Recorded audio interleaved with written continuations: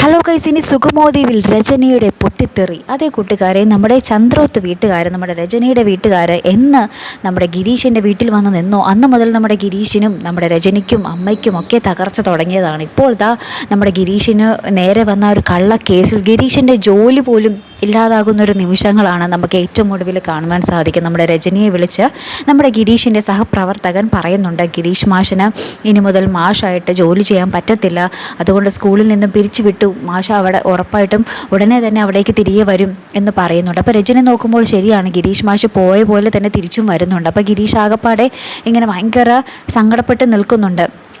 അപ്പം അമ്മ ചോദിക്കുമ്പോൾ പറയുന്നുണ്ട്, അവിടെ കലോത്സവമല്ലേ, ഇന്ന് എനിക്ക് ഡ്യൂട്ടി ഇല്ല എന്നിങ്ങനെ ഭയങ്കര സങ്കടത്തോടുകൂടി പറയുന്നുണ്ട്. ഇനിയാണ് നമ്മുടെ ഗിരീഷിൻ്റെ ജോലി പോയ കാര്യമൊക്കെ നമ്മുടെ അമ്മയും നമ്മുടെ രജനിയും ഒക്കെ അറിയാൻ പോകുന്നതും അവിടെ ഒരു വൻ പൊട്ടിത്തെറി ഉണ്ടാകാൻ പോകുന്നത്. നമ്മുടെ രജനിക്ക് ഇത് താങ്ങാവുന്നതിലും അപ്പുറമാണ്. നമ്മുടെ അമ്മയും നമ്മുടെ ഗിരീഷിൻ്റെ അമ്മയും എന്തെങ്കിലുമൊക്കെ പറയും അല്ലേ. കുറച്ച് ദിവസം മുന്നേ ആ കേസിൻ്റെ പേരിൽ നമ്മുടെ അമ്മ ഒന്ന് പൊട്ടിത്തെറിച്ചതേ ഉള്ളൂ. അപ്പം ഇനി എന്തായാലും സഹിക്കാനും ക്ഷമിക്കാനും ഒന്നും ഇവർ രണ്ടുപേരും തയ്യാറാവത്തില്ല. നമ്മുടെ ഗിരീഷിൻ്റെ കാര്യത്തിൽ നമ്മുടെ രജനിയും അമ്മയും ഒരേപോലെ സ്വാർത്ഥരാണല്ലേ. അപ്പോൾ ഈ ഗിരീഷിന് ഇത്രയും വലിയൊരു തകർച്ച ഉണ്ടായ സ്ഥിതിക്ക് നമ്മുടെ രജനി മിക്കവാറും നമ്മുടെ പ്രഭാവതിയും നന്ദനയും ദേവികയും ഒരു ദാക്ഷിണ്യവും കൂടാതെ ആ വീട്ടിൽ നിന്നും പടിയിറക്കുന്ന ഒരു നിമിഷങ്ങൾ തന്നെയായിരിക്കും നമുക്ക് കാണുവാൻ സാധിക്കുന്നത് അല്ലേ. കാത്തിരുന്നതിനെ കാണാട്ടോ. അടുത്തൊരു വീഡിയോയുമായി വരുന്നത് വരയ്ക്കും ഗുഡ് ബൈ.